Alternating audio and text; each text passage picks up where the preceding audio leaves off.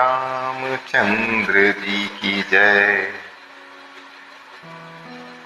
आप सभी कृपालु राम भक्तों का हमारे इस चैनल पर पुनः एक बार स्वागत है। आज मैं फिर वही गोस्वामी तुलसीदास कृत रामचरितमानस को लेकर उपस्थित हुआ हूं। प्रसंग वही चल रहा है। राजा मनु और शत्रुपा जी ने विष्णु भगवान प्रभु राम श्री राम की आराधना की, तपस्या, घनघोर तपस्या की, और तब प्रभु श्री राम उनसे प्रसन्न होकर के माता जानकी के साथ उनके सामने अवतरित हुए, सामने में आए, प्रकट हुए और उनसे वर मांगने को कहा। तो दोनों ने वर मांगा और बड़ी चतुराई से वर मांगा। मनु महाराज ने मांगा कि आपके चरणों में मेरा प्रेम हमेशा बना रहे, और माता शत्रुपा ने तो ये मान लिया कि आप मेरे पुत्र के रूप में हैं। दोनों, मनु जी ने भी मांगा, शत्रुपा जी ने उसका अनुमोदन किया और आगे की लाइन, मातु विवेक अलौकिक तोरे, कबहु न मिटहि अनुग्रह मोरे, बंदी चरण मनु कहु बहोरी, अवर एक बिनती प्रभु मेरी। हे माता, मेरी कृपा से तुम्हारा अलौकिक ज्ञान कभी नष्ट ना होगा। तब मनु ने भगवान के चरणों की वंदना करके फिर कहा, हे प्रभु, मेरी एक विनती और है। भगवान को सामने देखकर और जब वो ये कह रहे हैं कि आपको जो मर्जी वो मांग लीजिए, तो भाई लालच तो हो ही जाता है, वो मांगते जा रहे हैं। सुत विषयिक तव पद रति हो, मोहि बड़ मूढ़ कहे किन को, मनि बिनु फनि जिमि जल बिनु मीना, मम जीवन तिमि तुम्हीं अधीना। आपके चरणों में मेरी वैसी ही प्रीति हो जैसे पुत्र के लिए पिता की होती है। अब देखिए, चाहे मुझे कोई बड़ा भारी मूर्ख ही क्यों ना कहे, जैसे मणि के बिना सांप और जल के बिना मछली नहीं रह सकती, वैसे ही मेरा जीवन आपके ही अधीन रहे, आपके बिना न रह सके। असबरु मांग चरण गहि रहू, एवं मस्तु करुणा निधि कहू, अब तुम मम अनुशासन मानी, बसऊं जाई सुरपत रजधानी। ऐसा वर मांगकर राजा भगवान के चरण पकड़े रह गए। तब दया के निधान भगवान ने कहा, ऐसा ही हो, अब तुम मेरी आज्ञा मानकर देवराज इंद्र की राजधानी यानी अमरावती में जाकर वास करो। तह करी भोग विशाल, तात गए कछु काल पुनि, हुई हूं अवध भुआल, तब मैं होब तुम्हार सुत। हे तात, वहां स्वर्ग के बहुत से भोग भोग कर कुछ काल बीत जाने पर तुम अवध के राजा होगे, और तब मैं तुम्हारा पुत्र होऊंगा। इच्छा मैं नरवेश संवारे, होई हूं प्रगट निकेत तुम्हारे, अनसन सहित देह धरिताता, करी हूं चरित भगत सुखदाता। इच्छा निर्मित मनुष्य रूप सच कर मैं तुम्हारे घर प्रकट होऊंगा। हे तात, मैं अपने अंशों सहित देह धारण करके भक्तों को सुख देने वाले चरित्र करूंगा उस समय। जे सुनि सादर नर बड़ भागी, भवतरि हई ममता मद त्यागी, आदि शक्ति जहि जग उपजाया, सो अवतर ही मोरी यह माया। जिन चरित्रों को बड़े भाग्यशाली मनुष्य आदर सहित सुनकर ममता और मद त्याग कर भवसागर से तर जाएंगे। आदि शक्ति, यह मेरी स्वरूप भूता माया भी जिसने जगत को उत्पन्न किया है, वह भी अवतार लेगी।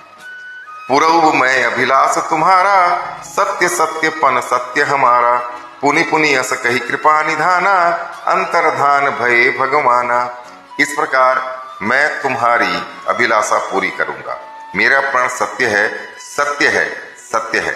कृपा निधान भगवान बार बार ऐसा कहकर अंतर्धान हो गए। अब एक बार फिर ये मैं आप सभी भक्तों के लिए बता दूं कि रामचरितमानस में जो वर्णित है कि प्रभु श्री राम ने जन्म नहीं लिया था, उन्होंने अवतार लिया था। अवतार का मतलब वो एक शिशु रूप में पहले आए, साक्षात अपने रूप में, असली रूप में, जिसे देखकर माता कौशल्या घबरा गई थी। बाद में उनके प्रार्थना करने पर वो शिशु रूप में आए और रोना धाना गाना सब शुरू हुआ। ठीक है, तो एक्चुअली भगवान राम का जन्म हुआ ही नहीं। ठीक है, रामनवमी जो हम लोग मनाते हैं वो उनके अवतार के नाम पर मनाते हैं। दंपति उर धरि भगत कृपाला, तही आश्रम निवसे कछु काला, समय पानु तनु तजी अन्यासा, जाई किन्ह अमरावती वासा। तब दोनों राजा और रानी वहां कुछ आश्रम में कुछ देर रहे, फिर समय पाकर उन्होंने अपना वो शरीर त्यागा और अमरावती में जाकर बसने लगे। सहज ही बिना किसी कष्ट के शरीर छोड़कर अमरावती में जाकर वास किया। यह इतिहास पुनीत अति उमहि कही वृषकेत, भरद्वाज सुनु अपर मुनि राम जन्म कर हेतु। ये भारद्वाज इस अत्यंत पवित्र इतिहास को शिव जी ने पार्वती से कहा था। अब श्री राम के अवतार लेने का दूसरा कारण सुनो। मास परायण 5वां विश्राम। सियावर रामचंद्र जी की जय हो। सुनु मुनि कथा पुनीत पुरानी, जो गिरिजा प्रति शंभु बखानी। विश्व विदित एक कैकेयी देसु, सत्य केतु तह बसई नरेसु। हे मुनि, वह पवित्र और प्राचीन कथा सुनो जो शिव जी ने पार्वती से कही। संसार में प्रसिद्ध एक कैकेयी देश है, वहां सत्य केतु नाम का राजा रहता है। राजा रहता था, राज्य करता था। धर्म धुरंधर नीति निधाना, तेज प्रताप शील बलवाना। तेहि के भय जुगल सुत वीरा, सब गुण धाम महारन धीरा। वह धर्म की धुरी को धारण करने वाला, नीति की खान, तेजस्वी, प्रतापी, सुशील और बलवान था। उसके 2 वीर पुत्र हुए जो सब गुणों के भंडार और बड़े ही रणधीर थे। राजधनी जो जेठ सुत आही, नाम प्रताप भानु असताही। अपर सुत ही अरिमर्दन नामा, भुजबल अतुल अचल संग्रामा। राज्य का उत्तराधिकारी जो बड़ा लड़का था उसका नाम प्रताप भानु था। दूसरे पुत्र का नाम अरिमर्दन था, जिसकी भुजाओं में अपार बल था और जो युद्ध में पर्वत के समान अटल रहता था। भाई ही परम समीति, सकल दोष छल वर्जित प्रीति। जेठे सुत ही राज निप दिन्हा, हर हिति आप गमन बन किन्हा। भाई भाई में बड़ा मेल और सब प्रकार के दोषों और छलों से रहित सच्ची प्रीति थी। राजा ने जेठे पुत्र को राज्य दे दिया और आप भगवान के भजन के लिए वन को चल दिए। जब प्रताप रवि भयऊ नृप, फिर दोहाई देश। प्रजापाल अति वेद विधि, कतहु नहीं अगलेश।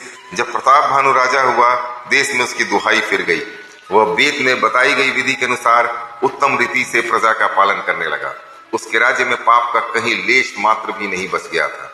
निपहित कारक सचिव सयाना, नाम धर्म रुचि शुक्र समाना। सचिव सयान बंधु बलबीरा, आप प्रताप पुंजरन धीरा। राजा का हित करने वाला और शुक्राचार्य के समान बुद्धिमान धर्म रुचि नाम का उसका मंत्री था। इस प्रकार बुद्धिमान मंत्री और बलवान तथा वीर भाई के साथ ही स्वयं राजा भी बड़ा प्रतापी और रणधीर था। सेन संग चतुरंग अपारा, अमित सुभट सब समर जुझारा। सेन बिलो किराऊ हरसाला, अरुबाज गह गहे निशाना। साथ में अपार चतुरंगिनी सेना थी, जिसमें असंख्य योद्धा थे जो सब के सब रण में जूझ मरने वाले थे। अपनी सेना को देखकर राजा बहुत प्रसन्न हुआ और घमाघम नगाड़े बजने लगे। विजय हेतु कटकई बनाई, सुदिन साधिन चले बजाई। जहाँ तह परी अनेक लड़ाई, जीते सकल भूप बरी आई। दिग्विजय के लिए सेना सजाकर वह राजा शुभ दिन मुहूर्त साध कर और डंका बजाकर चला। जहां तहां बहुत सी लड़ाइयां हुई, उसने लड़ाइयां लड़ी और उसने सब राजाओं को बलपूर्वक जीत लिया। सप्तदीप भुजबल बस किन्हे, लय दंड छाड़ निप दिन्हे। सकल अवनि मंडल तेहि काला, एक प्रताप भानु महिपाला। अपनी भुजाओं के बल से उसने 7 द्वीपों को वश में कर लिया और राजाओं से दंड ले लेकर उन्हें छोड़ दिया। संपूर्ण पृथ्वी मंडल का उस समय प्रताप भानु ही एकमात्र चक्रवर्ती राजा था। सबस विश्व करि बाहुबल, निज पुर किन्ह प्रवेश। अर्थ धर्म काम आदि सुख, से वही समय नरेश। संसार भर को अपनी भुजाओं के बल से वश में कस करके राजा ने अपने नगर में प्रवेश किया। राजा अर्थ धर्म और काम आदि के सुखों का समय अनुसार सेवन करता था। इसी के साथ आज मैं अपनी वाणी को विराम देता हूं और फिर कल फिर आपके सामने यह कलयुग के तमाम पापों को हरने वाली, दुखों को हरने वाली, कष्टों को दूर करने वाली प्रभु श्री राम की कथा रामचरितमानस लेकर आपके सामने हाजिर होऊंगा। तब तक के लिए आज्ञा दीजिए और हाँ, अगर नहीं मेरा चैनल सब्सक्राइब किया है तो कृपया सब्सक्राइब करें। बहुत बहुत धन्यवाद।